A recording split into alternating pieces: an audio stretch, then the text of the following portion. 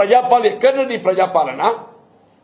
వీళ్ళ ప్రజాపాలన అనే నెపంతోనేది ప్రజానికాన్ని వంచే ప్రయత్నం చేస్తుంది. ప్రజాపాలన అనే నెపంతో ప్రజానీకాన్ని వంచే ప్రయత్నం చేస్తున్నారని చెప్పంటున్నా. వీళ్ళ మహిళలకు ఏది ఇచ్చిందో ఉచిత రవాణా సౌకర్యం సంతోషం, మీ వెల్కమ్. మరి రాష్ట్ర రోడ్డు రవాణా సంస్థ కార్మికులు ఏదైతే ఉందో రేపు మన సమ్మెపాట ఎందుకు పోతున్నాయా? రాష్ట్ర రోడ్డు రవాణా సంస్థ కార్మికులు ఏదైతే ఉందో ఈ అర్ధరాత్రి నుండి ఏదైతే ఉందో సమ్మెకు పోబోతున్నారు. ఆనాడు కేసీఆర్ గారు ఏదైతున్నదో రాష్ట్ర రోడ్డు రవాణా సంస్థలో ప్రభుత్వం విలీనం చేసుకొని ప్రభుత్వ ఉద్యోగస్తులతో సమానంగా వాళ్ళ వేద భత్యాలు పీఆర్సీ కల్పిస్తా అని చెప్పాను అన్నాడా? రిటైర్మెంట్ బెనిఫిట్స్ ఇస్తా అని చెప్పాను అన్నాడు. ఏమైందే? ఉచిత విద్యుత్తు పాపం ఆర్టిజాన్స్ అని చెప్పి అంటున్నా. అసలు ఉచిత విద్యుత్ రాష్ట్రంలో అమలవుతుందంటే క్షేత్రస్థాయిలో దాన్ని అమలు చేసేది ఎవరు? ఆర్టిజాన్స్ అని చెప్పి అంటున్నా. వాళ్ళు సమ్మెబాట పట్టిండ్రు.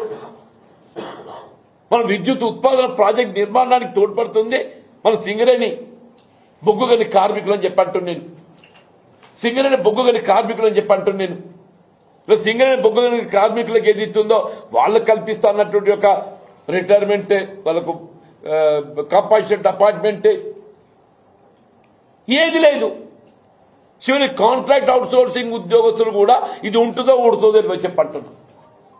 ఇలా కాంట్రాక్ట్ అవుట్ సోర్సింగ్ ఉద్యోగస్తులు కూడా అభద్రతతోని చివరి మన శాంతి భద్రతలు పర్యవేక్షించేటట్టుగా హోంగార్డ్, మన శాంతి భద్రతలు పర్యవేక్షించేటట్టుగా హోంగార్డ్స్ అని చెప్పంటారు. పాపం ఎన్నైనా ఆలోచన చేస్తున్నావు వాళ్ళ గురించి? వాళ్ళు వైద్య సదుపాయాలు కల్పించాలి, వాళ్ళ కంపల్సరీ అపాయింట్మెంట్ ఇవ్వాలి. అంగన్వాడీ ఆయాలు ఉన్నారు. ఎవడి గురించి నీ ప్రజాపాలన అంటూ నేను నీ ప్రజలుగా ఎంతవరకు ఏదో నువ్వు నీ తాబేదారు తప్ప ఎవరికైనా ఆలోచన చేస్తున్నావా? మీ ఇదంతా సహించలేక ఏదైతుందో నేను కాంగ్రెస్ పార్టీ ఒక క్రమశిక్షణ కార్యకర్తగా నేను ఆశించిన ప్రభుత్వం వేరు, నేను ఆశించిన ప్రభుత్వం వేరంటున్నాను. కాంగ్రెస్ పార్టీ అధిష్టాన ఆలోచన విధానం రాహుల్ గాంధీ గారు ఏదైతుందో రాజ్యాంగం చేతబుని జై బాబు జై భీమ్ జై సంవిధాన్ నినాదం ఇచ్చిండ. ఏమైందే జై బాబు జై భీమ్ జై సంవిధాన్? రాహుల్ గాంధీ గారికి తెలంగాణ రాష్ట్రం ఏమవుతుందో కనబడతలేదా? రాహుల్ గాంధీ గారికి తెలంగాణ ఏమవుతుందో కనబడతలేదా? తెలంగాణ రాష్ట్రానికి రాజ్యాంగ నిబంధనలు వర్తించాయా? జీవన్ రెడ్డి గారికి 14 సార్లు టికెట్ ఇచ్చినాం. నాకు ఇది కథ గమ్ముతుందిరా, నాకు సమర్థత లేకుండా టికెట్ ఇచ్చినావే? నాకు ఎన్నికల్లో పోటీకి సమర్థత లేకుండా టికెట్ ఇస్తారు ఎవడన్నా? నేను చెప్పింది నేను 2 సార్లు ఏదైతే కేసీఆర్ గారు తెలంగాణ రాష్ట్ర ఏర్పాటు ఉద్యమం జాగృతి చేయడానికి కొరకు ఏదైతుందో వారు పదవులు త్యాగం చేసి ఎన్నికలు పోటీ చేస్తే నన్ను దుర్గౌట్ కమిటీని పెట్టిండు. అక్కడ అసలు చల్లించుడు వీకినాడు, ఎక్కడో వీకినాడు. మొన్నటి ఎన్నిక మత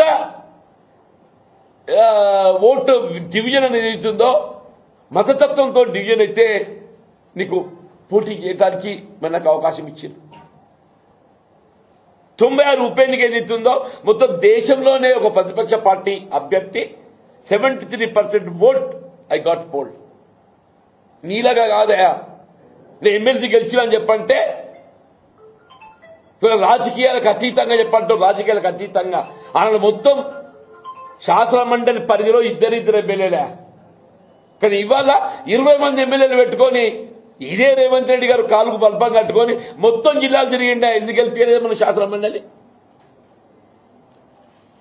ఇదే రేవంత్ రెడ్డి గారు ముఖ్యమంత్రిగా మొత్తం జిల్లాలు తిరిగిండు, పెట్టుబడి పెట్టిండు.